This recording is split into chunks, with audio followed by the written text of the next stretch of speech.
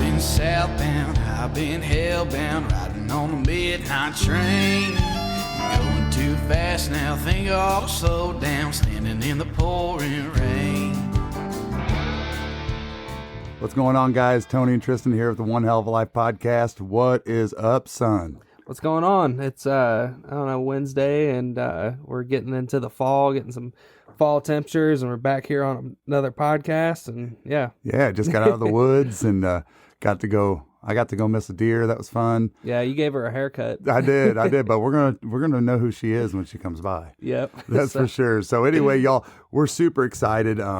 We just made a great friend. The last couple months, Wade Sikkink, right? It's Yep. Wade Sikkink, and he is the founding owner of Decoy Central. And Tristan and I were going through. If you guys listen to us, how excited we were about the Delta Waterfowl Expo, and we were walking through, and we noticed these guys had something going on a little different. And we were lucky enough to sit there and talk with Wade for a while and get to know him and stuff. And he's a good old guy, just like all of us. And I love what he's all about and what he's trying to do. And Wade, thanks for coming on the show tonight. Yeah. Hey, thanks for having me, you guys. I'm really excited to talk with you tonight. And I'm a big fan of the podcast, been listening for a long time. And, I was actually listening with excitement over the podcast where you said, we got a big announcement at the end. And the big announcement was we're going more than just 0 Duck 30. We're doing all outdoors on the One Hell of a Life. And I'm super excited to be here. And thank you so much for the opportunity to talk with you guys. Yeah, man, absolutely. Well, we just see the value in what you're doing, and obviously trying to save people money and get good products to people at fair prices and stuff. And it was just anything that we can bring on the show that's a unique and somebody that seems like it'll be a good time and stuff. We're all for it, so we're happy to have you on. You had me at hello. Awesome. You did, because as soon as the first words out of his mouth were, we're out to help save hunters money. This is, I don't remember if he said exactly this, but it's an expensive sport, right? We all know it is. Mm-hmm. And Tristan just ran into somebody at the concert the other day and he goes, "You're a duck hunter?" And he's like, "Ooh." So this was actually funny. I was wearing a 0 Duck 30 shirt and he goes, "Hey man," he's like, "0 Duck 30, you duck hunt?" And I'm like, "Yeah." He's like, "Where do you duck hunt at?" And, up here in North Georgia, not very many people duck hunt. Right. And I was like, "Florida and Arkansas." And he's like, "Oh, you must be big money then." I'm like, "No, I just like going into debt, I guess." we just scratch it out however we can. That's right. Yeah. So how couldn't you automatically want to support what Wade's doing? So Wade, go ahead but before we jump into Decoy Central and what they're all about, kind of tell us a little bit about yourself personally, and then let's just kind of roll into the professional side of it. Yeah, that sounds great. Well, so I was born in North Dakota, and my dad was in the Air Force, so he was in B-52s, and I was stationed up there, and so that's where I really got my first introduction to duck hunting. I was 5 or 6 years old. Dad was into hunting everything he possibly could and was a total duck nut, and so I have memories of being out to the marsh. He had this old styrofoam canoe that he had got through Sears or something, and he had taken brown and green paint and camo painted the whole thing. And I sat in the front of that canoe and he paddled it around in these marshes and we would hunt ducks. And I remember so vividly too, I learned at that age about your face shining in the sun. And you guys know I'm very blonde haired, even at my advancing age here. It's not white, it's still blonde, but he always makes sure I got some kind of hat over my head because the ducks are going to see that shining. And, so, got intro to it there, but, Dad was in the Air Force, so we moved all around the Midwest and did a lot of my growing up in Western South Dakota and the Black Hills area. And that's also not an area with a ton of good duck hunting. So we did a lot more big game hunting and, hunting deer and antelope and that kind of stuff. And, we'd go back home to the grandpa's farm in Eastern South Dakota and hunt pheasants and hunt some ducks and stuff like that. But it wasn't anything crazy. The way I think about it is I didn't become a duck hunter like you and I know what a duck hunter is until I went to college. And so I went to college at the University of Nebraska And when I went down there, Dad said, "Hey, there's some duck hunting to be had in Nebraska. You should, take this bag. I got a couple dozen of these old beat up carry lights in a mesh bag. Why don't you take those with you? Bring your shotgun and your waders and see if you can get into some duck hunting." And of course, first year of college, there's too many other distractions, so we didn't do a whole lot of hunting. But after that, we kind of got into it. The Rainwater Basin area out here in south central Nebraska is like one of the main areas for the duck migration. And that was, I think, Tony and I are probably kind of the same vintage. This was the early 90s. We had a couple of really good wet years in there. And man, we just hammered the ducks out there. We had so much fun. And these were in the point limit days. So you got 100 points, which was 3 mallards, or it was 1 hen mallard. If you killed a Susie, she finished your day. But we just had so much fun, and we shot a lot of ducks. And it's like, I was like, man, this is the thing. I love this. This is great. And just been kind of crazy about it ever since. So I'm a veteran too, like you, Tony. Thank you for your service. Oh, but thank you. Thank you. I was in the Navy, and so we started moving around, and Navy I was boys. stationed. Yep. Yeah, that's right. Yeah, I was a little bit different part of the Navy. I was in the submarine force, but we went to a station in Orlando for a while, and then South Carolina. We're kind of bouncing around schools a lot, so we didn't do a lot of hunting then. But ended up in Connecticut, and tried to like figure out the whole East Coast duck hunting thing, and that is like a whole different world. Yeah. Never really got a very good handle on it, quite honestly. Then we wanted to start our family, so we wanted to kind of get back home. So we came back to Nebraska for a couple of years. I went to graduate school, and then took a job in Oregon. And what's interesting is so we were kind of West Coast now, different deal. I met up with a buddy there that was from Iowa. So he was an old school Midwest duck hunter. I was a duck hunter. We kind of had the same idea about how you hunt ducks. And so I can remember we said, well, we hear they shoot a lot of widgeon and teal on the bay, Tillamook Bay over here. So let's go hunt that. So we roll up there.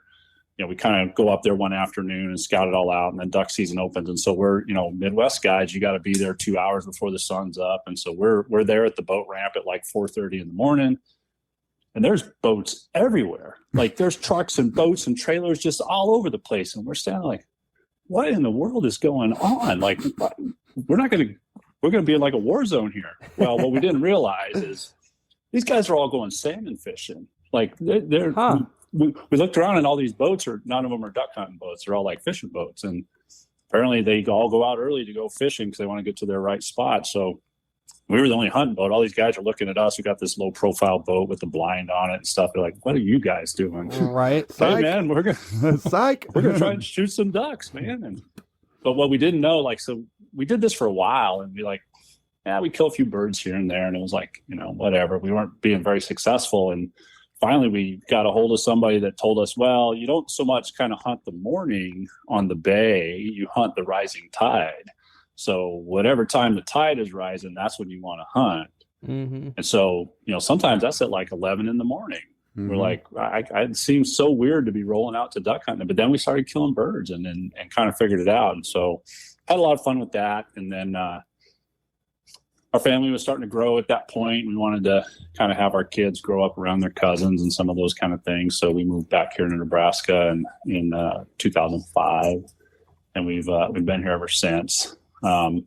So just had a lot of fun with the duck hunting and all that kind of stuff. And now my kids are getting older, so they're part of it, and we hunt together and have a lot of fun.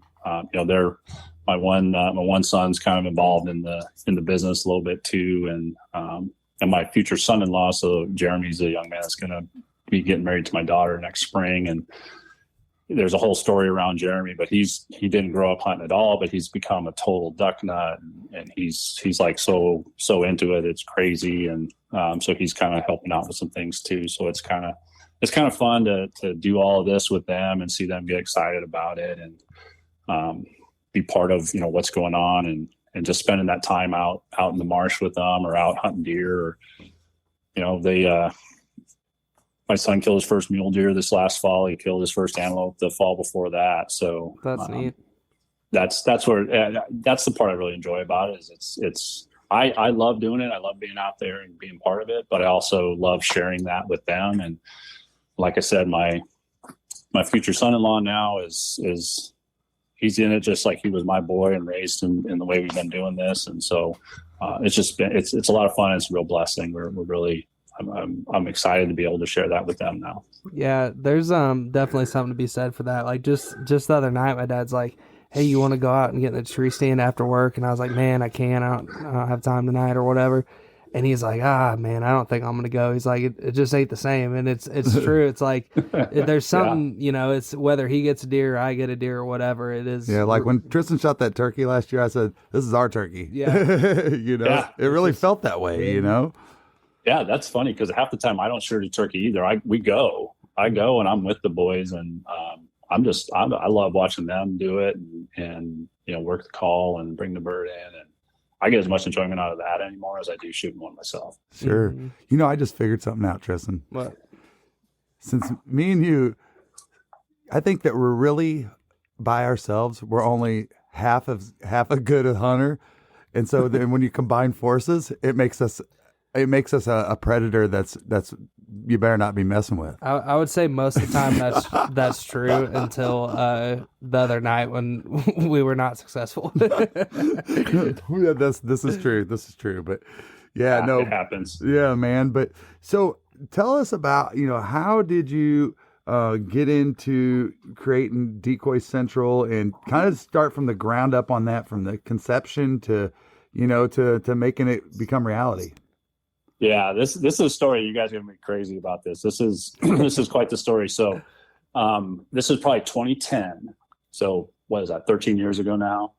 I had a neighbor over here, and he came over one day. It was like in the evening on a Saturday afternoon or something. He's like, "Hey, don't you work in marketing?" And I'm like, "Well, I work in kind of product development. It's kind of adjacent to marketing. It's not really marketing." He's like, "Well, can I get your help on something?" I was like, "What's that?" He goes, "Well," he was really into demolition derbies. Like that was his thing. And he had started a business like promoting and putting on the events. And he's like, "Hey, I got this big event coming up. I've been losing money at it. I need some help to kind of make it go. Like, would you help me out? And like, I'll pay you." And I was like, "Well, I'll check it out. I'll help you out. I'll check it out. And you don't have to pay me anything. We'll just kind of see what this is all about." So I went to this big event. It was huge. There's thousands of people there. It's demolition derby, right? They're crashing the cars into each other. They're doing the whole thing. There's a whole industry there. Anyway, after the event, we were talking, and he's like, "Well, okay, I think there's some things here you can do." And he said, he said one of the problems that these guys have, because they do this in heat. So they crash these cars, and then they haul them off into the pits, and they repair them, and then they go again. It's in the teens that morning, and maybe you're chasing ducks or geese. But now it's September and it's 85 degrees and you're hunting early teal or geese. As a waterfowler, you need dependable weather protection that will not break the bank. Founded in 1996, Frog Togs is not only the leader in breathable wader technology, but a company you can depend on to keep you warm and dry, head to toe, no matter your hunting environment. Stay bone dry by using discount code ZD315 for 15% off not only your first purchase, like most discount codes, but how about every single purchase you make from now until December 31st, 2024? He said part of the problem is they have all these specialized parts and things that they use to do these cars, and they're really hard to get, and they're you can't just go buy them at a Napa Auto Parts or something like that. He said there's an opportunity like to sell parts to these guys, because there's no place there's nowhere to go online and do it. And so I said, well, that sounds kind of cool. So we started a little offshoot business to that, to sell demolition derby parts online. And so the business was called derbyparts.com. It was really complicated, but so that started to go. Like we were buying stuff from all around and started selling stuff. And eventually he was kind of like, well, I really like this live event thing. I like doing the live events. I'm like, I'm not so much into that, but I really like this selling online thing. Like this is kind of interesting and it's kind of getting some traction. So we kind of parted ways after a year and a half or so. But then this thing just kind of kept growing. And so I was like bringing more new products in and selling more online and shipping parts all over the country and, running the whole thing out of my shed down here. And it just kind of kept growing and growing. I was like, wow, this is kind of crazy. Well, it got to the point where I was like, all right, this either needs to become my full-time job or I need to do something else, because I can't have like 2 full-time jobs and be able to do anything else that I want to do with my life. Mm-hmm. And so I was like, well, do I love this? Do I want to do this for my livelihood? Like, I really like the online sales thing, but I just don't love the demolition derby thing. I mean, it's kind of interesting. It's kind of fun to go to the events, but it's like, that's just not my thing. Sure. Yeah. So I had an opportunity to sell it to a guy that was making some parts for me. So we did that. And so I just kind of cooled my jets for a little while. And then this must have been 2020, 2021, like as kind of the initial wave of the pandemic had kind of been done. I started thinking about it. I had bought this, you talk about all the stupid amount of money you spend to hunt ducks. I had bought this 17-foot Ranger bass boat, was my duck hunting boat. I had bought from these guys, and it was just like too big for the water we were hunting and stuff like that. And they're like, I got to sell this thing. I got to get a smaller boat. And so I was like unloading all the stuff out of the Ranger, like all my decoys and, blind bags and just all the stuff that's in there. And I got to looking at this pile of stuff on the ground, and I was like, how does anybody do this? Like, I got thousands of dollars wrapped up in just the stuff here on the ground, Mm-hmm. let alone this boat and my dog and all this stuff. Like, this is crazy. Like, so I got to thinking about it, and I thought a couple of things. One is I kind of worked in product development and manufacturing my whole professional life. And so, like, just looking at the products themselves, like, they're not that complicated.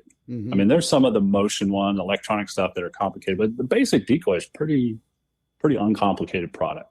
Mm-hmm. I got thinking, if the prices are charging for some of this stuff, there's got to be a lot of profit in these things. And so that was kind of one thing. And I thought, well, what if you could do something maybe a little more basic to make it a little less expensive? And I got to thinking back to those college days. Like, I'm not kidding you, man. I had 24 beat up carry lights and no blind, and an old 870 that heck was been knocked all around. And man, did we kill the ducks. We killed so many ducks back in those days. And it was all about, you had to have decoys, but you had to like do your scouting right, be in the right place, and your hide had to be good, all that stuff. Mm-hmm. But birds decoyed to those decoys. And so I got to thinking, maybe there's something there. And so I started doing some research and looking into it. And I thought, you know what? If you look at what's for sale in the market today, there's some really cool stuff. Like, I love high-end decoys. I got whole bags and bags full of Dakotas and Avian X's in my shed that I bought over the years because they're awesome, but they're really expensive. And so I thought there's nobody that's trying to sell like an affordable decoy. There's nobody who's like saying, hey, we're all about doing something that's affordable.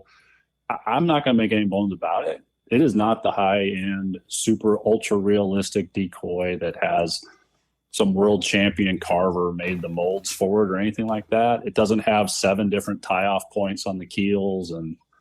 But if you just need a good, dependable decoy at a price that isn't going to break the bank, I got a product for you. And so that was kind of the idea that we just started going on. And kind of along with that was, hopefully this will allow some guys that are intimidated by the prices to maybe get into the sport. Because we all know there's fewer and fewer duck hunters all the time. Mm-hmm. And although you appreciate that when you roll up to the marsh in the morning and there's no other trucks there, but for the sport to thrive and survive, we need more duck hunters. We need more people involved in it. And so I was hoping that we could also accomplish like guys who are new to it or guys who are trying to get started can do it in an affordable way. So that was really what started. There's kind of 2 ideas that came out of that. Is one was like Decoy Central could be this online store where you could buy duck hunting stuff, and Decoy Central, people always ask like, how do you end up with the name of your business? Well, it was a internet domain that I could buy that made sense. Like, there's not a lot of .com names out there anymore that are available, and that one just happened to be available, and I could buy it, and it made sense for the business. So that's kind of how we ended up there.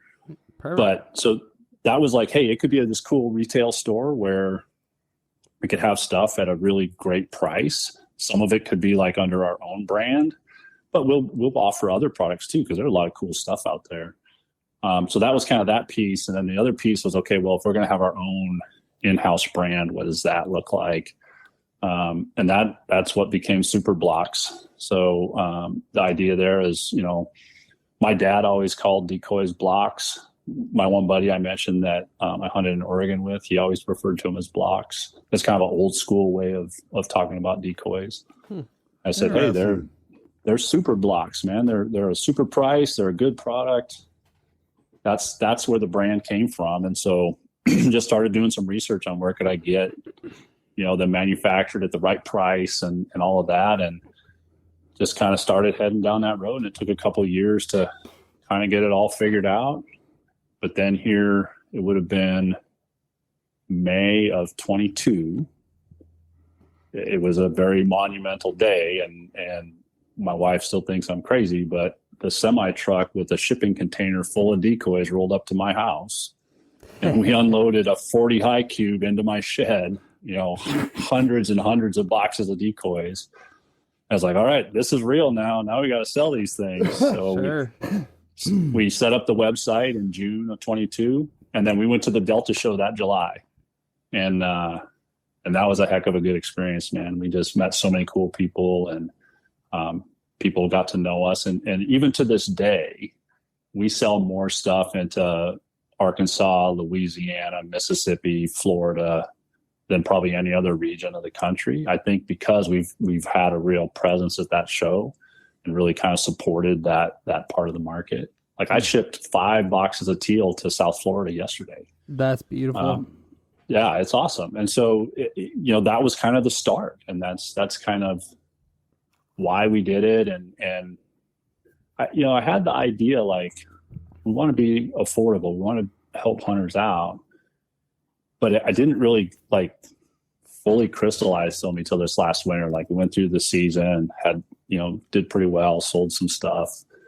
And then I was getting ready to what new products do we want to bring for next year, and kind of working on all of that. And I thought, man, this is it. This is the mission. Like, we want to be the place where you can get stuff at the best price possible. And so that's what we're all about.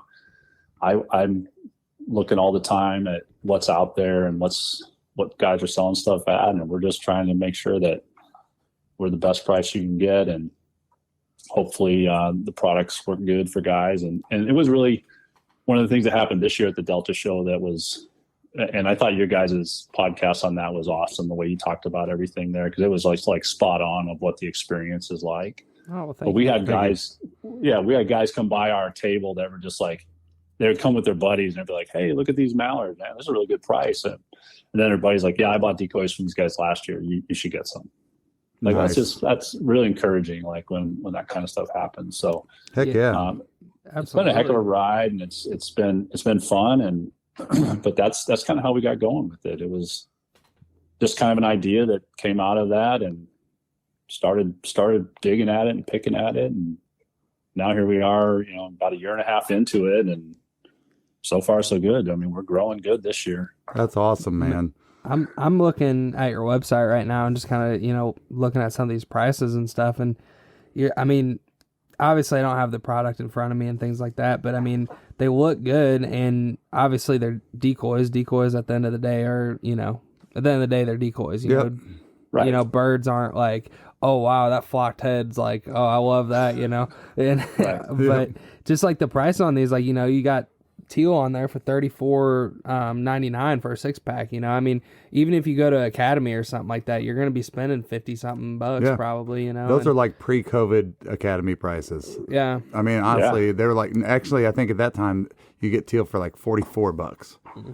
So, well, in our house brand, the Super Blocks teal, you get a dozen for $40. That's nuts. Oh wow. It's that's a great price, and we've been selling. We sold out of those last year, so I doubled the amount I bought this year, and they've been selling like crazy. Well, let's dive into this, because I want you to. I don't want you to sit there and have to be descriptive of your whole catalog, but why don't you just kind of dive into the different sectors of types of decoys you have, And just, I mean, when you're talking about one of them, let everybody know what the price is. So, I mean, because I think just like that, they're going to be intrigued. Mm-hmm. Yeah. And I got it. You said, Tristan, what I was thinking about as I was thinking about this earlier today. I was like, man, I didn't send those guys any decoys ahead of this call. I should have totally sent them some. And so I will make that right. I will send you guys some decoys. We'll work that out and what we want to send you guys. But I'll definitely get some in your hands so you can check them out and hunt over them and the whole thing. But oh man, we love that. 28 dozen snow geese. No, I'm just kidding. Hey,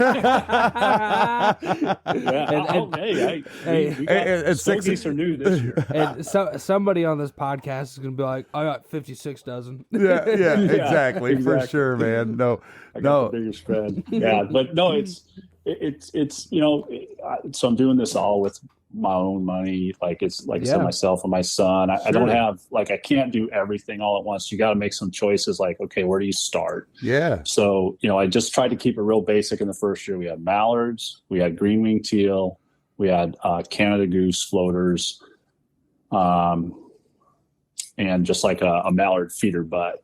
And then we had just those in the decoys under the Super Blocks line. Now, I had also brought in product from Flambeau and Mayhem, so they're available on our store today. Those are a couple other brands I carry. And so they offer something a little bit different each one. So the Super Blocks are your kind of real basic standard decoy, good decoy, cheap price. Flambeaus, they have some different kind of choices in there. Plus they have the fancy UV paint. And then the Mayhems are like the EVA, the soft crushable plastic that, can crush up and lightweight to carry. So there's just a little bit something different in all the different ones we carry. But we just started there and, we had mallards, teal, and Canada geese, and the Canadas had a flocked head, which is nice. And so that was good. Like we sold those and guys liked them. And then it was kind of midway through the year. We brought in decoy bags. So, we have like a 12 slot duck bag, a 6 slot goose bag. And we've kind of played around trying to figure out, what is the price we can sell these at and still, cover our costs, but keep them really affordable. And so like on those mallards, you get a dozen mallards for $50. You get a dozen of those green wing teal for $40. The 4 flocked head Canada floaters are $65. There is no like every once in a while you get a random sale, especially like off season, like late in the spring or early in the summer. Places will run crazy sales like that because they're trying to unload their inventory. Mm-hmm. But like that's our everyday price. That's like you can go there anytime and get them at that price. So that's we're not trying to have guys have to figure out like when is the sale or what's the discount code or whatever. It's that's just our price all the time. Just come and get it. Guys at Delta were like, is this a show special? I'm like, no, this is our all the time price. So like, oh, wow. Okay, great. So that's, we started doing that. And I think ultimately, we're not there yet, but we want to kind of have it like a one-stop shop. Like you can come and get whatever you need to hunt waterfowl, and we're going to stay very focused on just waterfowl. That's if you focus on one thing, you can hopefully do that thing really well. Mm-hmm. So that's what we're doing right now. Plus it's like my favorite thing. I've always said, if I couldn't hunt anything else, I could only hunt one thing the rest of my life, what would it be? And it would absolutely be ducks. So that's my passion. And, so we got the bags and then we got some calls and we've done some different things with calls. We have some that from Flambeau. I've had some different call makers that have really nice calls again, but they're kind of expensive and they didn't click very well with our customers. So we actually just brought on BG. They're new on the website as of yesterday. They have some really great calls at really good prices. So we're selling BG calls now on there. And those guys are good. Yeah. That's one right there. The old double nasty, baby. Double nasty. There you go. Yeah. I saw that for sale on your site. Yeah, that's good. And so that was kind of the first year. I was like, okay, we got limited resources here. We got to focus on kind of the core bread and butter products that guys are going to need. And then so this year, because we had a good year last year, we expanded a little bit. So we brought on pintails. We got a dozen pintails for $70. Can I stop you for a second?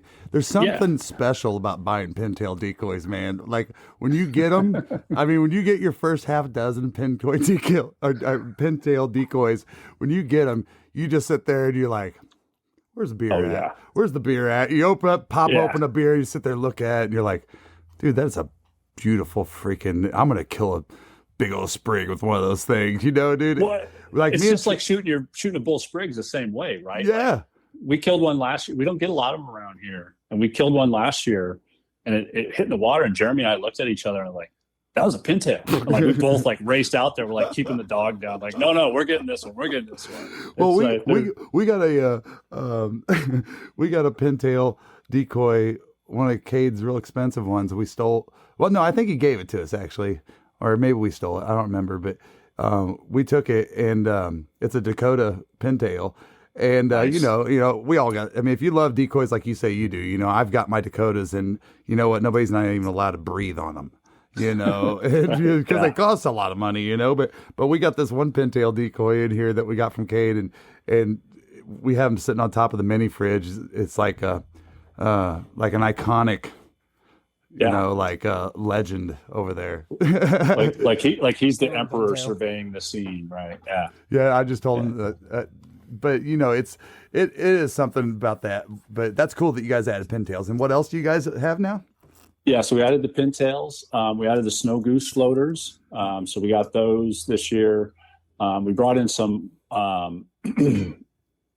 field decoys. So we got full body Canadas and full body mallards, and those are really nice decoys. Like I'm excited. We had the samples from them last year, and so we just had a couple of them, and so of course we put them out in our spread when we're goose hunting or whatever. But you kind of don't get the full feel for it. I'm really excited to put a spread of these out this fall and hunt geese over them because they're really good looking decoys. Nice. And it's a 6-pack, so they're full size graders. They're not like these lesser decoys. You got a full size honker, flocked heads that are removable, so you can pack them easier. And we're selling those for $130 for a 6-pack. Ring base, the ring base. I mean, and those have been selling great. I mean, I've been really kind of surprised at how well this early in the season. I kind of figured the geese would start selling harder later in the year, but I guess there's enough early season stuff going on that guys are buying them. So, those kind of expanding that out to the field decoys. And then the other big one we added this year was wind socks. So kind of playing off of the super blocks, we call them the super socks. Yes. Yeah. So there's snows, blues, and Canadas, either headless or with heads. That we have there, but kind of the same deal. Like wind socks are surprisingly expensive again for what they are. But when you're buying them in bulk, you can work on that. And it's so like, for example, we sell a 25-pack of headless snows for $100. So that's about as cheap as you'll find for snow goose socks out there. Okay. And they're good sock. They're made with the same Tyvek material that everybody else uses. They got the kind of shock corded spine that folds down. They got the drain holes in them. They got a nice paint Do they job have on them. What's the top of the rod like? Is it it's like the round ball or is it the T? It's the T. Oh, nice. Because then if you put the head on it, the head screws into the two sides of the T. And that's one thing I think we're going to try and offer this year. So we sell them as a headless or a headed. And in the headed, if you buy a dozen, you get like 4 alert heads and then 8 feeder heads. But I think we're going to be able to start selling just the heads. So like, let's say you got a bunch of headless ones and you want to add a little more realism to them by adding a head, but you don't want to buy a whole decoy. We're going to see if we can sell just the heads and you can just add them to your existing ones. That's cool. Yeah. No, I was wondering because honestly, I mean, some of those little things make a difference. And in my opinion, from going out there and picking up, 300 to 700 decoys or whatever the hell it is, the T-handle ones, to me, are much easier and way easier to push in the ground whenever you have frozen ground. I just think they're easier compared to the ball. I agree. don't know, just perfect. To me, I mean, I even grabbed some of these, and I don't know who the manufacturer was, but a couple of them had the ball on them, and the ball just, because they were frozen in the ground, the pegs were, I just grabbed it and it's pulled off. And I was like, hey, Cade, what do you want me to do with this one? He goes, throw that their way. Yeah, exactly. Yep. So that's cool, man. Have you guys, and I don't mean to put you on the spot here, but I know you said, eventually you want to have everything. What's been the demand or requests that you've heard on speckled belly geese decoys? So the two main requests we get are speckled belly geese and wood ducks. And we don't have wood ducks yet. And we did the other one. I think that we brought on. We got both green wing and blue wing teal in the flambeau line, and we've been selling a ton of those. Nice. I want to get a blue wing version of the super blocks that I could sell that dozen at $40 in a blue wing. We only have the green wing today, so that's one thing we're looking at for next year. Hopefully, we're looking at adding bluebills. Hopefully next year, black ducks. But yeah, the two main requests we get are wood ducks and speckled bellies.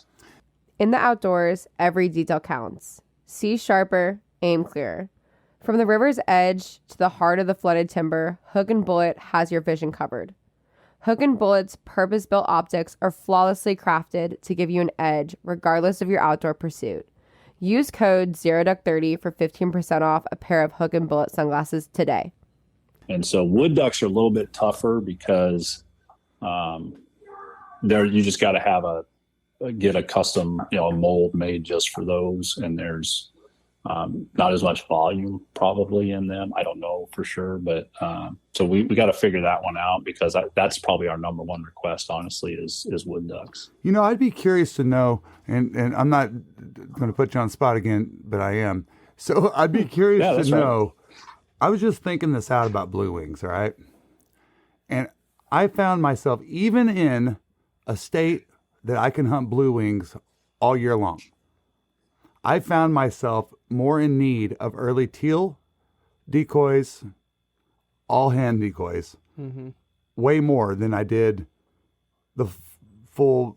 I mean, let's be honest, the drakes are not like that until you're lucky if you see one middle of January, but most of them is going to be end of January into September before they get fully plumed. So, Tony, it's so funny you say that. And then think about where everybody hunts blue wings is in that hen time, that eclipse plumage, So that's so funny. You must have been with us out in the marsh on Sunday, because when we were driving back, Jeremy said we need to have a early season blue wing decoy where they're all brown, because that's all we shoot. Like we've talked about, like, we need to go down to the Arkansas or Texas or somewhere so we can shoot a plumed out stud blue wing, because we never see them like that. They're all brown with the blue patches on their shoulders. That's all we ever see. And I'm gonna be honest, man, you probably gotta go further south than that, because I mean, really, like South Texas or South Florida, mid-South Texas, Louisiana, because I mean, every once in a while, like I'm talking coast Louisiana, right, all the way down, all the way down. Our buddy Cade shot one in Arkansas a few years ago and got it mounted, but it's the first one he'd seen in 15-20 years of duck hunting. Yeah. And like, for example, we got an old video on our YouTube, but it was a veteran hunt February 5th weekend in Florida, and my dad and these other vets shot straight blue wing teal, and there was 6 drakes fully plumed, beautiful. There's one right there. That's it sounds like you need to make a trip to the south. You need to come hunt with us down in Florida. I was going to say, we need to go hunt together. That's what we need to do. That's right. We need to do a veteran hunt. Yeah, that would be awesome. Well, just so you know, and any other veterans listening out there, you can be from out of state and hunt the Veteran Day in any state. Well, check your state's rules, but the states that Illinois, Arkansas, Missouri, Tennessee, Florida, Georgia, I know all those states, and you can hunt there as an out-of-stater veteran. So with Florida, one thing that's cool is that you can get in on a quota draw on some of these WMAs that you have to have quota all year long. But then some of these places open them up to just veterans and youth that weekend or that day. So you get to hunt areas that are averaging 4.5 to 5 birds per person because in these compounds, they make you check in every bird. So they keep an accurate count of every single bird that's shot. And you can look up anytime in Florida and see what the species are that they're shooting at a WMA. You can see how many they took. Every time we see a mallard on there, me and Tristan laugh and we're like, golf course duck, or it was a misidentified model duck. But that's one thing that's cool about the veteran hunt down there is if you're a veteran, look it up. I encourage you that even if you can't do that, there's WMAs and public access to coastal waterways that aren't even part of WMAs. They're just coastal waterways. And you can hunt wherever the heck you want as long as you're in the water. And there's so many people that, across the United States, that there's a lot of great organizations, a lot of great people that are just, killing, like, amazing duck hunters that are like, I just want to go out and take you guys out and I'll call and hang out, So there's definitely great opportunities for that. Yeah. Sorry to spiral down that, but no, I just thought about that with the blue wings, and I just got thinking, you know what? Wade owes me like a 1% royalty. Yeah. Well, we'll work something out. Because I that's right on. I think there's opportunity for it. Now, that being said, like, we shoot them over mallard decoys all the time. We shoot them over. Yes. This weekend we had the green wings and then just a handful of mallards we threw out there. So also the good thing about those blue wings is they'll decoy into just about anything. Yeah, he throws 6 coots out there. Yeah, just about. Yeah. If you're in the right spot, you don't even know if you need decoys out. Yeah, we were joking. We had a teal tips video we put out, and we were joking. I said, if you could just, if there's anything you can afford, get some motion and like 6 decoys, no matter what they are. And my dad's like, I just put out 1 spinner. Yeah, no kidding. We saw guys. If that's all you could afford. If you watch our Teal Heaven video, and they're good buddies of ours today, they didn't have a spinner, and we said, all right, hey, come on over here, we're going to show you where to hunt, because we murdered them the day before, and instead of them like tromping all and messing it up, I go, dude, I'm going to tell you exactly where to go. And so I told him and his buddy where to go, and just figured they had mojos, and then we start just murdering them, and they're over there, and we're like, dude, man, we can't have this much fun without them having fun. So I'm like, Austin, take him a freaking spinner over there. He's like, all right. He's just like, all right. The next thing you know, and I think they were one short of a limit. Yeah. Yeah. Yeah. It was an incredible thing. But those spinners, man, they suck them in. They do, and it's crazy because like early season teal, the spinners are like magic still. Yeah. But like you get late in the season with those northern mallards, and they're like duck repellent. Like they see a spinner and they just won't come in. Geese do the same thing. Yeah, it's crazy. Yep. It's absolutely crazy. I heard someone the other day on TikTok, and I don't know how much weight you should put into this, but he was just talking about how many birds you'd be surprised how many birds you could kill on just a jerk rig with 3, 4, 5, 6 decoys on a jerk rig. Mm-hmm. And he's like, I can't tell you how many times I've gone out and, that's all I'd run. And so it's interesting, and we've talked to other people that are like, like Dr. Bradley Cohen, that's a scientist. He's like, the more unique you can make your stuff look or different from what other people are doing, seems to be the common trend of having success. I think the simplest way to look at this, and I think most people that are listening to this right now know what a grunt call is, right? Mm-hmm. Mm-hmm. If you are hunting, let's just say 1,000 acres of public land, and you got, say on that 1,000 acres, on the low side, maybe say 30 bow hunters, right?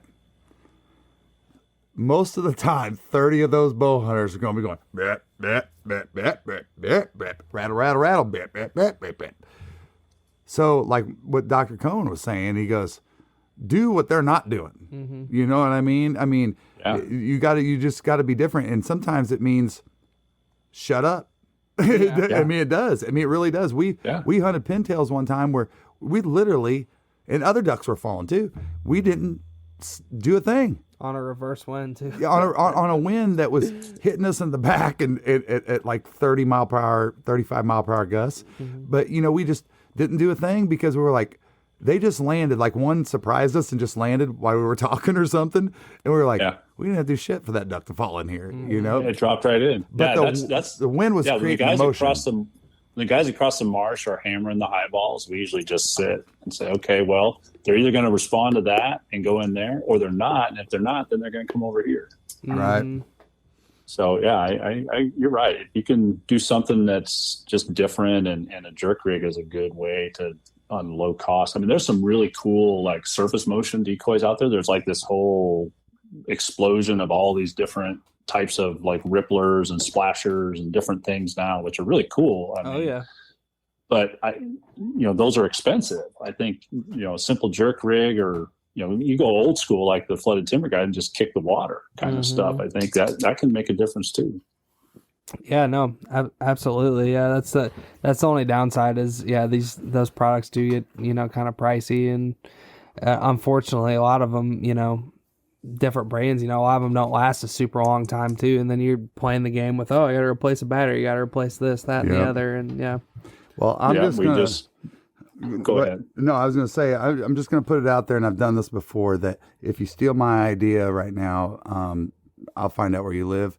And that is, I am going to create the first legalized duck drone decoy. Yeah, okay. It's going to be duck drone decoy, and the way that you get it approved is that you have to go to somebody that's a big wig at the Arkansas Game and Fish, and just bring a good bottle of scotch, and and the next thing you know, hey, son of a bitch, you can fly duck drone decoys around your spread. That's awesome. There you go. That'll kill it. Right? I mean, everything else is going robotic and everything. Why can't we get that way with hunters? I mean, come on. Absolutely. Whatever it takes, man. Whatever's going to draw them in. Yep. So with the, talk a little bit about, as far as like, when you guys have different things, like you talk a little bit about the bags and stuff you guys got. So you guys got like all kinds of different bags. Like you got your 12 slot duck bags, you got your goose bags. Talk a little bit about that stuff. Yeah, we tried to come up with just a good starter mix. The 12 slot duck bags are great, especially if you're buying, like you said, those Dakota. I'm a big Dakota decoy guy too. I got a lot of Dakotas.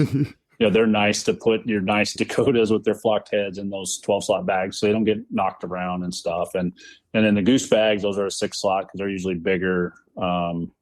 Because you only carry a dozen of those big heavy goose decoys at one shot. So we got that, and then but I want to keep it old school. Mesh bag.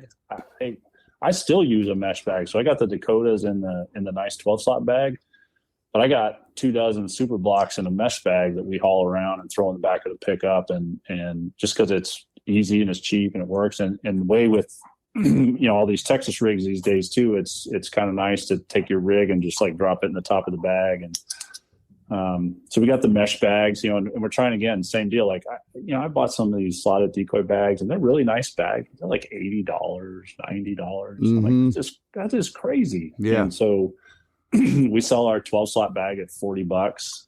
We sell the six slotted goose bag at $35. Did the mesh bags 15, and then we have a blind bag, and $15. Blind bags have gotten pretty elaborate these days too, and so there's some really nice ones out there that got all kinds of crazy compartments and stuff on them. But again, we want just something basic. I want to be able to put a box of shells, my calls, gloves, my face mask, and maybe a beef jerky or candy bar or something in there, and haul it back and forth. And so it's not an overly large bag. It's kind of a basic size bag it's got a few pockets on it and stuff, but it's got the waterfowl camo pattern. We sell it for $40, and it's a nice blind bag, and it's got a shoulder strap and the whole deal. So yeah, just trying to figure out a way to make them, good. It's got, nice, kind of waterfowl reedy camo pattern. It's not a name brand camo pattern, of course, but because we can't afford to pay the royalties for using those really nice camos. But just have the the versions you need: the slotted bags, the mesh bag, the blind bags. I think it would be cool to look into like some of the backpacks that they have now, where it's like a backpack, but it has a place to put your spinner decoy in there, and then all your other stuff. and then they kind of have these waterproof bottoms and things. I think something like that would be cool to look into as a next product to bring on. But right now we're just kind of focused on the bread and butter with the bags, and just making sure that, not only is the decoys affordable, but the stuff to carry them around in is affordable too. Well, and I know one of the big things that you're big about is that your stuff is in stock. And if you're like me, and I'm not going to say every duck hunter is experiencing this, but I think we've all been kind of like petrified since the COVID thing, that I almost feel like companies use it as an excuse, not just in our industry, but in a lot of other industries, where they're like, oh yeah, we're out of stock because of COVID. I'm like, man, dude, shut up. All right, dude. Shortages. Figure it out. You've gotten lazy. All right. Now there's some legit stuff. So if you own a business, don't think I'm like fretting on you. Okay. I get it. I know one of our big partners lost a giant container of stuff out in the ocean. All right. Geez. I mean, but the thing is that you're almost, and I don't want to use the word guarantee, but you might say it. But on top of that, talk about how you got fast shipping and free shipping on orders over $100. So what's the typical turnaround and shipping options? Yeah, it's pretty quick. I've from the time when we were running the demolition derby business, I learned that, like, guys, when I decide I want to buy something, I want it now. Yeah. And you're competing against him going down to a Shields or a Bass Pro and just buying it. Yep. So you got to be quick with it. Well, the only way I can be quick is if I've got it in my warehouse. And, right. And that's a combination of, I got a warehouse building a few miles from here, and then I got my shed that's here at the house. It's got enough stuff in it that my wife's complaining that the pickup's been parked outside too much, but I want to have it there because I want to be able to ship it right away. And the other thing too is a lot of guys, like, they do these drop ship things where someone else has it, and I'll take the order and then I'll send the order over there and they'll send it, but they don't have the same sense of taking care of the customer. It's not their customer, so they don't maybe get it shipped right away, or maybe they don't package it very good and the box shows up and damaged or whatever, and those kind of things. So my philosophy has always been like, I'm gonna have the inventory, and then that we're gonna just ship it right away. So, orders come in today, they'll leave tomorrow, and that's just how it works. And so, when we get off of the phone here a little later on, I'm gonna log into my website and I'm gonna process all the orders that came in today. They're gonna go down there and we're gonna label them all and pack the boxes, and then UPS will show up here tomorrow and those boxes will leave. And so it's interesting. I was thinking about it before this call is, you guys are kind of in the content business. It's a constant thing. Like, you always got to be doing, whatever the next thing is. Mm-hmm. It's kind of the same way with the online sales. It's every day. Mm-hmm. It's like, now this is a seasonal business, so it kind of starts ramping up after the 4th of July and starts really ramping up in August. Like, about the time of that Delta show at the end of July, it really starts picking up, and it'll run this way. Well, at least what it did last year for us. This is only our second year, but it ran this way until end of February. It was about the time the snow geese have gotten all the way to Canada and they're kind of out of here. Mm-hmm. Guys are buying stuff. So, and then it drops off during the spring and summer, which gives you a little break. But like, from now until the end of February, it's every day. Every day, at the end of the day, I'm going to go process these orders. I'm going to go down there and pack those boxes. And UPS is going to haul them away tomorrow. And you have to. If you don't do it every day, then it's been 3 or 4 days and the guy's like, well, where's my stuff? Like, where's my boxes? And right. We always send the tracking number. So when you place an order, you get when the order's processed, you get the tracking number emailed to you. So then there you go. Like, okay, I placed order to, like, people that place their orders today, tonight they'll get an email with the tracking number and they'll be able to start tracking it tomorrow. And so I just believe that you have to do that because that's what I would want if I was buying stuff. And so I want to extend that same courtesy to my customers and the people that have entrusted us to give them the products they want to have for their outdoor recreation and hunting. And It's just, you just got to do it. And then the free shipping thing it's just all part of the same deal. Decoys aren't heavy, but they're bulky and they're kind of big. They can be expensive to ship.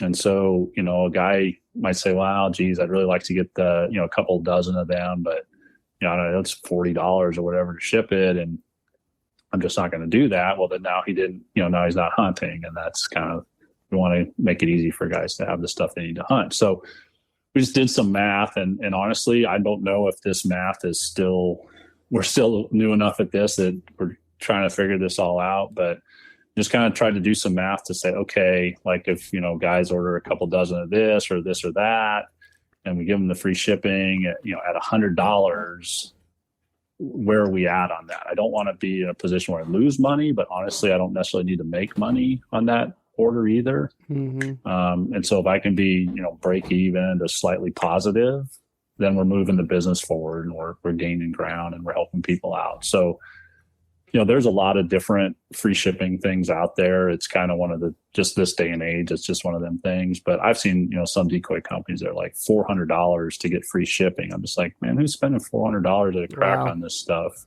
So we tried to pick a number that would be achievable for a lot of people, get that benefit of the overall affordability of the whole deal. But we've done some stuff too that helps. So one of the things we offer is pre-rigged decoys. So our super blocks mallards and the teal, you can buy them just the decoys, and you can buy the rigs, or you can buy them as pre-rigged, where we rig them for you and then put them back in the box and send them out to you. And there's no additional charge for that. So it's the cost of the decoys and the cost of the rigs if you bought them separately. If you just buy them as pre-rigged, I rig them for you and put them in the box, and I don't charge for that. But what that does do too is help, because now I got two things in that box. So that helps with kind of that free shipping scenario, some of that kind of stuff. But again, like the pre-rigged decoys, that's another one of those things that try and just make it easier for guys to, you literally pull them out of the box and go throw them in the water and start hunting. They're all ready to go. Yeah, no, I love that idea. I mean, I can't even tell you how many times that me and my dad have been like, well, we're hunting Florida tomorrow, and we hunted Arkansas last weekend, and we're not throwing all the mallard decoys out in Florida because there's no mallards there, and we got to take all these rigs off and put them on. Do you want coffee that doesn't suck? Get the Duck. Dirty Duck coffee is made specifically for the waterfowl enthusiast. Enjoy flavors like Morning Wood, Dark Dynasty, Cinnamon Teal Snickerdoodle, and First Flight to unlock the flavor that you'll enjoy in the blind for years to come. Our friends at Dirty Duck Coffee Company are now offering all Zero Duck 30 followers a 15% discount when you use code ZeroDuck15 on your next order. And teal and all this other stuff. And just, you spend 30 minutes rigging up decoys. So it is kind of nice that I haven't ever heard of a company that has pre-rigged decoys, so it's kind of nice to offer just another thing, and let alone for new hunters. I mean, like you said, anything to make it easier, Yeah, exactly. That's kind of the way we're trying to look at it. And so we're trying to do some things like that, a free shipping number that's kind of reasonable to get to, pre-rigged options. The other thing we're trying to do is put some, so I just got one out there now. I've got a couple others I want to do, but I call it the Mallard Marsh Pack. Mm-hmm. And so it's 24 pre-rigged mallards. It's a mesh bag. And it's a t-shirt, Decoy Central t-shirt, all for a discounted price. And so you can get a good price on it and get you buy that whole pack, you get, kind of everything you need to go. Oh, it's, and a spinner. And so you get the 24 mallards, the mesh bag, the mallards are pre-rigged, you get a spinner, and you get a t-shirt, and it's like $230. Jeez, dude. And so that you should be able to buy that and go hunting. Yeah, no kidding. That's your deal. And so we want to do like a goose version of that with like some full bodies and some Canada socks. And the other one I'm kind of kicking around is like, I'll call a starter pack, where it's be like just a dozen pre-rigged mallards, a mesh bag, maybe a call, and maybe, like a duck strap or something like that. It's just like new hunter. You're not going crazy. Like for less than $100, you can get this and go out and hunt ducks. Yeah, that's I think super cool. A great idea. I mean, it is. It's a super great idea. So, now that we've kind of talked a lot about what you guys do, man, which super thankful again, because I hope all of you that are listening, I mean, I think that if I had to do some market research, the majority is on the budget hunter, right? The person that is just like, dude, I can't buy Dakota decoys, or, I can't get an expensive boat. Like our first boat was like $1,500, and then we did a lot of work to it, Yeah. Right. But, let's talk a little bit about some duck hunting this year, because you're in Nebraska, dude. And if you're in Nebraska, immediately, I think you're like a part of the big, what do I want to say? I guess it would be like the trend right now. That everybody's like, all the ducks went to Nebraska and Kansas. They're all there. Yeah. Yeah. Well, dude, talk about like, you do a lot of hunting out in Nebraska. Do you hunt anywhere else outside of that, or? We do. Yeah. So like the duck hunting here, right here where we are is pretty good. You got kind of a couple options on Nebraska. So the Platte River runs through the middle of the state, and then it dumps into the Missouri River on the east side of the state. So all along the Platte is like a shallow, slow moving, full of sandbars kind of river. So there's all kinds of hunting on the river. There's a lot of like high dollar private duck clubs and stuff on the river. There was one that I saw for sale here last spring after the season was over. It was like, I don't know, 40 acres on the river with pit blinds, and they wanted like $1 million for it. It was crazy. Goodness gracious. So there's some of that. And then, along the river on the east side, that's a little bit bigger water, like on the Missouri. That's a whole kind of different deal. You need some bigger boats and some other stuff to hunt the river there. But that whole pothole area, they call it the rainwater basin. It's kind of in the south central part of the state. And it's all this pothole country. It's really super flat, and it's all farm country, but it's got all these low spots in it that hold water.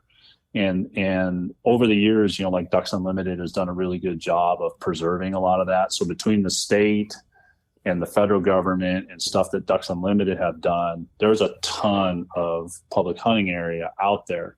Now, we've had a dry couple of years, the last couple of years here. We've kind of had a drought. And so it's not right now, it's probably not as good as maybe it has been in years that are wetter. But that's that classic kind of marsh hunting. Like you go out, you hide in the marsh, you put your decoys out in the water. Some of it's big enough, like you'll take a little boat out there. Like we've got a 14-foot aluminum boat that I just bought a longtail for this year, which I'm super excited to hunt in. Or some of the stuff we just walk into. There's some good stuff to walk into, but that's all pothole country. And that's, that gets your teal early in the season. And then we get, mallards, a lot of mallards, but we don't get too many gadwalls or bluebills. We get get a few widgeon, not a ton. We get some pintails, mostly dabbling ducks. We don't get a lot of divers through here because the water's just not deep enough. Mm-hmm.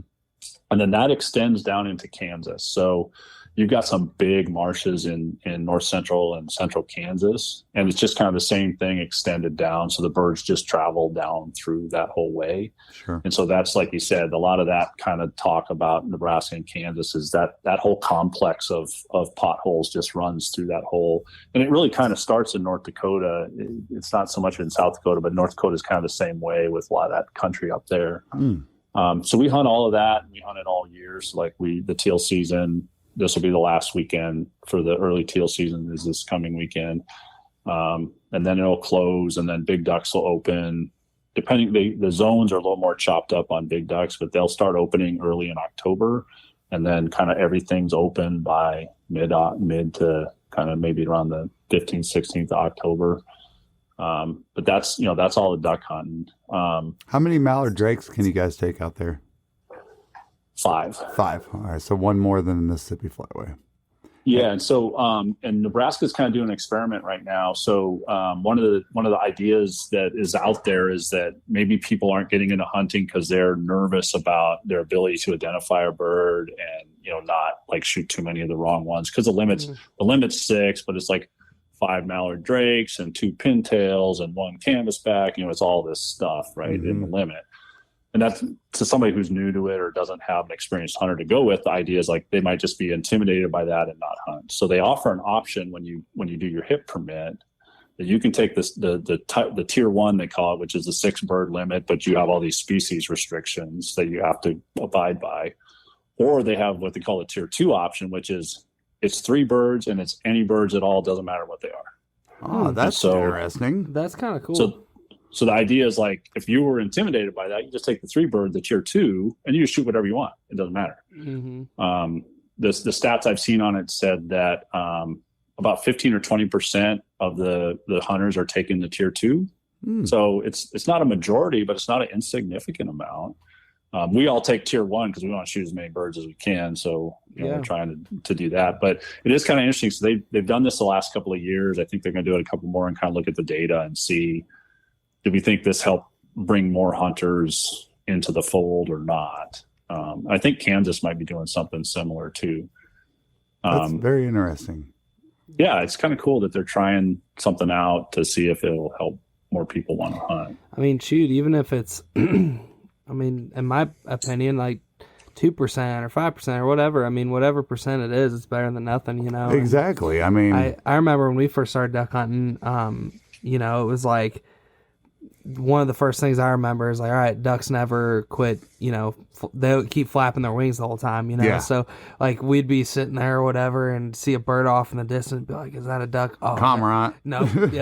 Start soaring. It's not a duck, you know? But it's just those innocent things, you know, that might deter somebody. And I mean, think about it. It really does take you a couple seasons to look in the air and go, yep, that's a duck. Yeah. And then you get to the point where you're like, all right, those are teal or ringnecks. You know what I mean? Right. But yeah, I mean, it just takes a while. And I see that as a really cool thing, especially for young people. I mean, just being able to say, hey, man, I can go out and shoot 3 of, like, I'm on a spot where I've got 3 canvas backs. That's pretty bitching, in my opinion. Yeah. I mean, if you could do it, that'd be sweet. Yeah. I mean, so no, that's cool, man. That's very cool. And so, you know, Nebraska had historically been known for pheasant hunting. Honestly, it's not near what it was when I was in college, you know, 20, 30 years ago. My dad used to go out there whenever I was a kid. Yeah. And it's just because farming's changed. So, you know, here 10, 15 years ago, the first time corn went to $8, farmers started tearing out all the tree rows and all the waterways, and they're just farming fence row to fence row. And I get it, right? If I'm a farmer and I'm making my living, having to do that, I want to get every dollar I can out of that ground. Sure. But that had a negative impact on habitat. Yep. And, you know, CRP programs, a lot of guys, when corn got real high, a lot of CRP came out. So the pheasant hunt ain't what it was. And the other thing that, you know, some guys think has affected it is the turkey populations here are just booming. There's turkeys everywhere. Really? And the turkey hunting is great, but they say the turkeys are pushing out the pheasants in some of the habitat areas. So I don't know if that's true or not. There's a lot of guys that think that, but the turkey hunting is really good. So we're kind of in the Lincoln area. We actually live out in the country, and you know, we literally shoot turkeys across the creek behind the house here. We have a great spot over here, and we kill turkeys out there every year. And you know, we walk over there 10 minutes from the house, and that's where we hunt, which is awesome. That's awesome. Wow. And we see them, you know, in the yard. My wife will text me pictures of, like, you know, a hen and a bunch of poults in the yard back here in the spring. And so it's cool. So turkeys are really good here. Well, don't act like Nebraska's all that, all right? Because you guys got tornadoes like a sumbitch, all right? Yeah, we do. And these are like Easterns. They're not Miriams with the big, beautiful white stripe or anything like that. You know, they're Easterns. They're not I wouldn't give a shit. least fancy turkey there is. But same with like field hunting geese. Like, this is all farming area around here, and I know a lot of the guys that farm, and so we field hunt geese and cut cornfields all around the house here, and I literally sit out on the deck in the evening and watch where there's a couple of big ponds here that they'll roost on, and we'll just watch where they're flying in the evening, and then we'll kind of figure it out, and, you know, go figure out whose field they're feeding in, and we'll do that. So that's fun. We have a good time with that. And, you know, the thing so like we like to deer hunt and stuff too. But I grew up hunting deer and antelope in eastern Montana and western South Dakota, and like this whole like I'm gonna sit in a tree and wait for a whitetail to come around thing, I just cannot do. I can hunt ducks where you gotta sit and be still, but it's only when the birds are in the air. The rest of the time you can drink coffee and goof around and do whatever. And like this being still and quiet for hours on end waiting on a whitetail, I've tried it. I'm sorry. I would much rather drive around and spot a mule deer a half a mile away and figure out how to get within 400 yards of him and then put him on the ground. So that's kind of what we do there. We're actually going up to Montana here in October to hunt antelope. So my son we went up there a few years ago and he got his first antelope, and then so we're taking him again, and then my future son-in-law Jeremy, we're gonna try and get him his first antelope, so that should be fun. Nice, man. Dude, speed goats, I can't wait to do something like that in my life. That's pretty cool. So I just found this out like a year or two ago. I think it was on Meat Eater or whatever. They were talking about how they're more closely they're in the goat family, not a deer deer family. And how do they taste? Like what do you think compared to like venison or mule deer or whatever? I don't know. So whitetails definitely taste the best because they eat a lot of corn and stuff out here. Mule deer and antelope that live out in the sagebrush country, their diets aren't as good. They don't taste as good. So we make them do a lot of jerky and sausage and those kind of things. They're just being honest. They're a lot of fun to hunt. They're a blast to hunt. They're not the best eating thing out there. So as a kid growing up, we always just ate them as burger and kind of steaks and stuff, and not real exciting. So, now we have them processed into stuff that's better to eat. And they're not as good as a corn-fed whitetail. I'll just tell you that. Yeah. Yeah. I tell you what, if you do a whitetail right, I mean, we've said this on other podcasts before, but the short of it is just like, growing up in Illinois and like my dad for, all of his life and my early deer hunting life, like it was always like, oh, you just drop them off the processor. Didn't know any different. Yeah. Get your meat back, It was a cultural thing. But once we connected with the guy that we're good friends with in Florida, and he really him and his wife showed us the whole processing a deer process.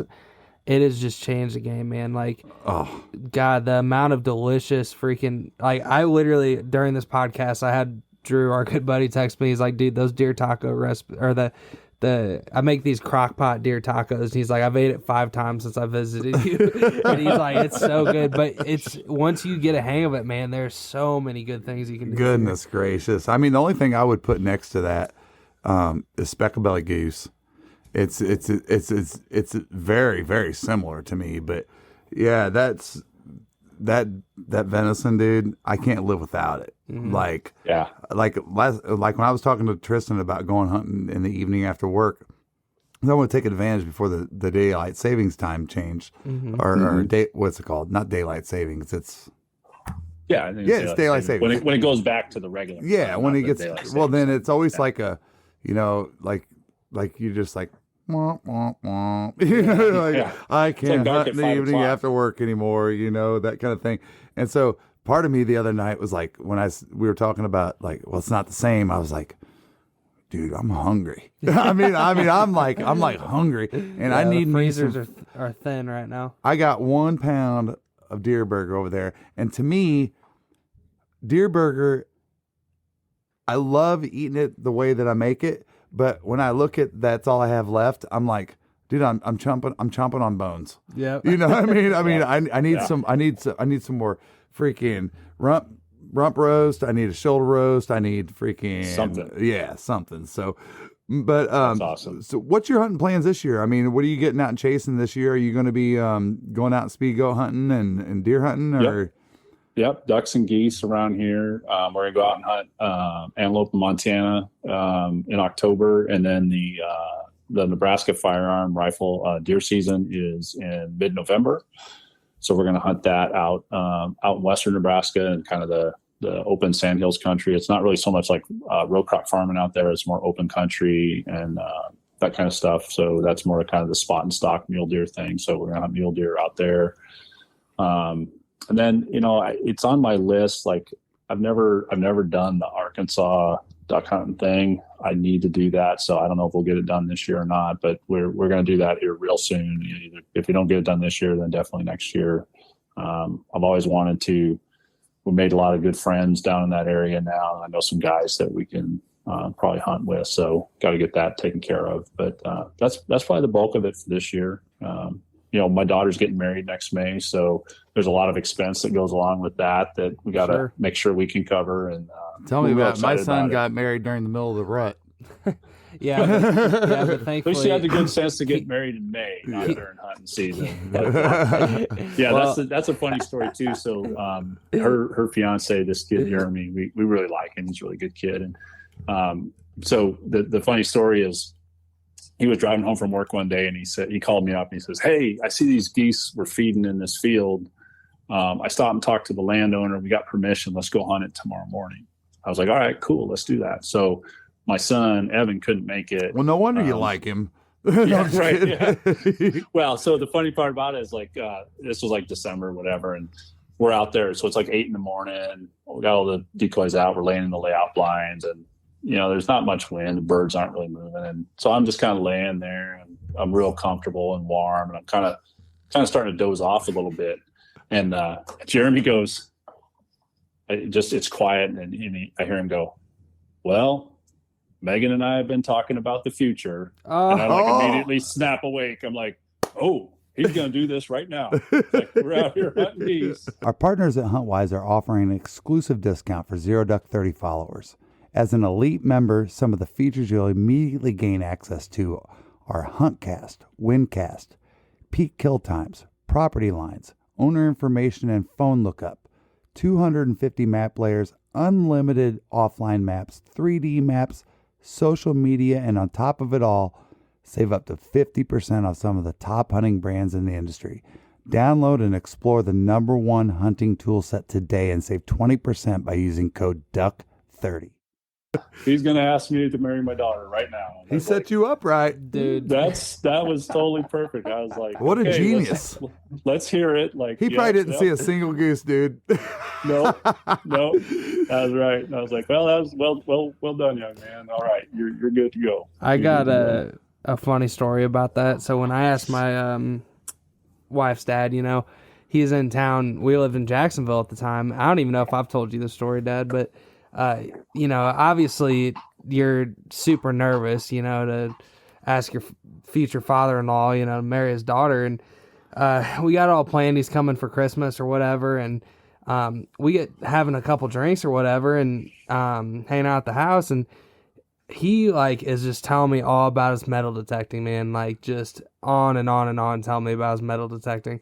And I'm just like, that's sweet, just going along with it and talking to him. And my wife, she's like, she knew I was going to ask him, and we just lived in this 1-bedroom apartment. And she, my girlfriend at the time, she went to the bathroom or whatever, fake went to the bathroom, So you guys can be together. Yeah. And he wouldn't quit talking about the metal detecting stuff. So I'm like, Katie's like, will you hurry up? And I'm like, it's been She's just sitting in the bathroom. it's been 10 or 15 minutes. And I'm just like, I don't want to interrupt them and be rude. And she's just sitting on the toilet in there waiting. Yeah. But eventually I was just like, hey, so question. Hey, that's all really great. Can I ask you something? Yeah. Dude, I had no idea. I had not heard this story. So I think your son-in-law did it a lot better than I did. That is so funny. That is so awesome. Funny. Well, my in-laws' first impression of me was, I was just an idiot growing up and at 16 years old, and my wife said that I was going out with her tonight, and I was like, all right, fair enough. So I'll pick you up, and I went over there to pick her up and honked the horn.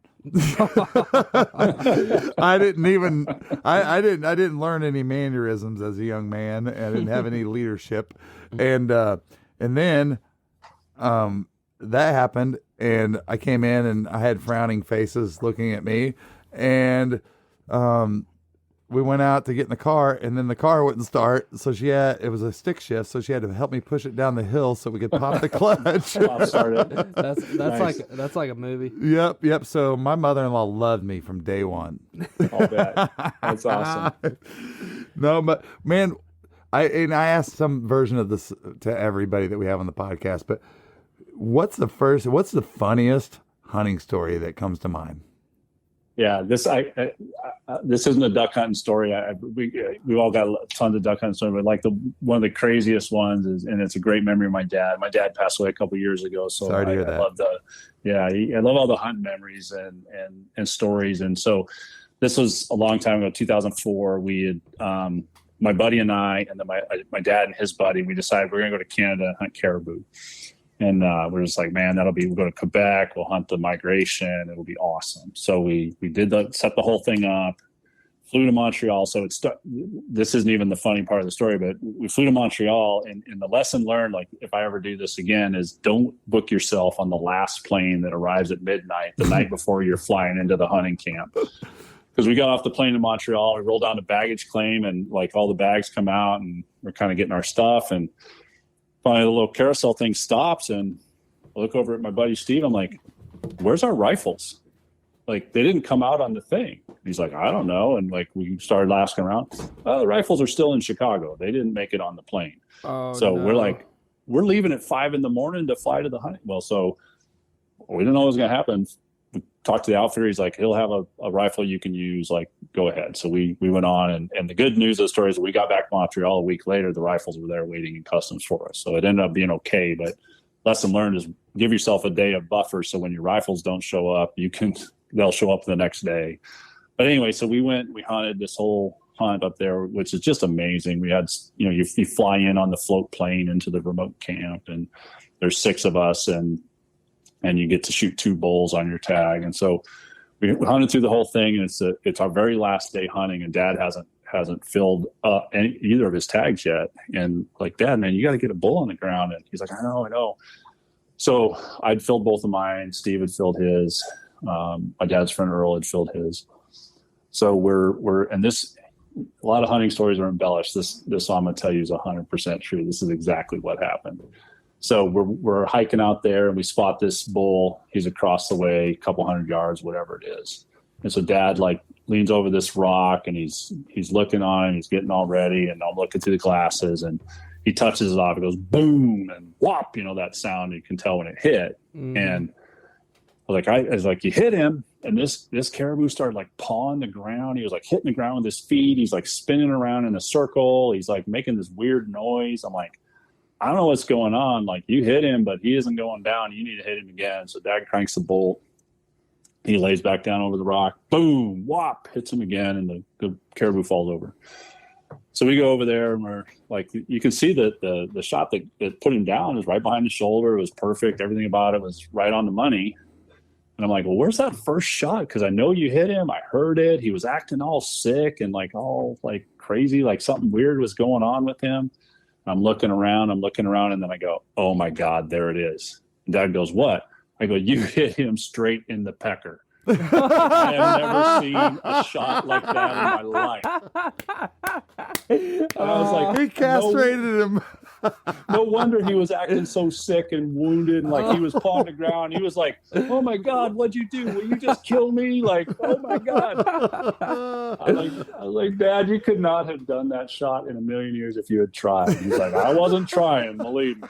Oh my gosh, that's funny. I've never seen anything like that before or since. Dude, that is incredible. I'm sorry to get on the pecker roll here, but I gotta say, one of the funnest things as a veteran hunter, introducing people into the sport, is whenever they have to field dress their first buck. I love it because Tristan was a kid and he shot his first buck. We spread him open, and he goes, well, now what I do? I go, cut it off. And he goes, just cut it off? I mean, I think if you feel like you're violating somebody because you're a man yourself. If you're a man, you're just like, bro, I can't even imagine. Yeah, that's just not right. He goes, well, how do I do? I said, just grab it, and grab it. just grab Don't be shy. A little coyote, it'll be fine. That's right. Oh man, That's so that's a funny. great story. Thank you so much. Thanks for sharing that with us, especially with your late father. So, dude, we hate to wrap up every show with everybody that we're on because, again, Tristan, I'm sitting here going, I learned a shit ton tonight, and I mean, obviously, you guys can tell by just us talking tonight that he's a super quality guy, and just does a great job. Having a passion to bring you guys all a quality product at a good price. Where can everybody follow you and purchase your products and whatnot? Yeah, so the website's easy. It's just decoycentral.com. If you just Google Decoy Central, we'll pop up too if you don't remember the exact website, but it's pretty straightforward. We're on Facebook and Instagram. We didn't get you guys will appreciate this. We couldn't get the Decoy Central handle, so we're at Decoy Central 1. Yep. Somebody else already had it. So we're on Facebook and Instagram. We have a YouTube channel also, but we just don't have a lot on there yet. It's one of those things that's on our to-do list, but we haven't had a chance to get around to it yet. So yeah, I'm on there. I mean, shoot us a message. We'd love to hear from everybody. You're going to see him at Delta Waterfowl Expo. I would imagine you're going to make it down to, I heard it's down Baton Rouge this year. Baton Rouge. Yeah, that show's been so good to us. When we heard they moved it to Baton Rouge, it went from being a 9-hour drive to a 15-hour drive for us. So we may end up flying. I don't know. We'll see, but we'll definitely be there. That's just too good a time and too many good people there not to do it.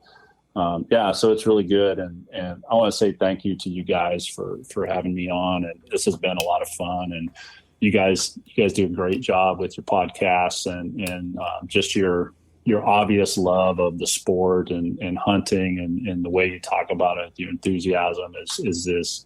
Like I said, I've been listening to you guys for a long time, and when I saw you guys come walking down the aisle in Arkansas, I elbowed my son. I was like, "That's Tony and Tristan."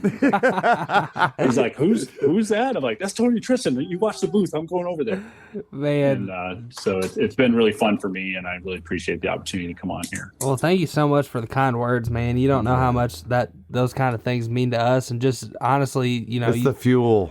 Oh man, and just you stopping us and saying hi, and now we're sitting here on this podcast, it is really so neat, and we're just trying to show the reality of it and show what we do and spread a good message, and it's awesome to hear feedback like that. And help good people out. I mean, I think so many of us as duck hunters, a large majority of us want to act like we're just like the blue collar guys, right? And girls. But we are, we're out there grunting, working hard for our families and stuff, and only have so much money to spend. And these guys fit a great niche. But at the same time, we also treasure the experiences and the people that we meet. And I think you meet some of the best tight-knit people ever. In this industry, specifically the waterfowl industry. I've been in the deer hunting industry for years, and there's no doubt about it to me that this is such a passionate and tight community of people. Well, it comes down to, you sit in a blind with 4 to 6, 8 people or whatever, and sit in a deer stand with 1, maybe 2, and I think that's probably a lot of it, Oh yeah, there's definitely that communal time in the blinds where we're sitting there and just cutting it up, and some of the, honestly, I know for sure that I've hunted with a lot of people that we didn't shoot shit, but we laughed our ass off, dude. We did. Yep. We laughed hard, and that's what makes it, because the reality of it is that we all know that, hey man, you know what? Those are the times that you remember. You'll forget about the ducks that you shot unless you put them on the wall or something. You will. And for you to call us out like that, and we had a couple other people, Tristan and I, God's honest truth, we were driving. Like, I don't even think we were sitting on seats.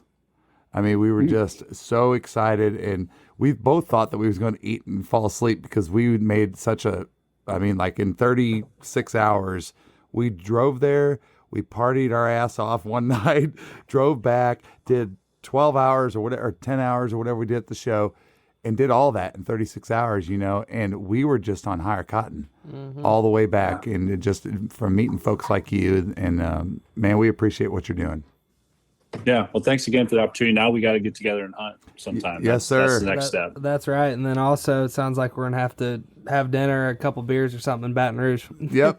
Yes, absolutely. For sure. Well, man, thank you again so much, and we look forward to growing our relationship with you. Yeah, man. All right. Thanks, guys.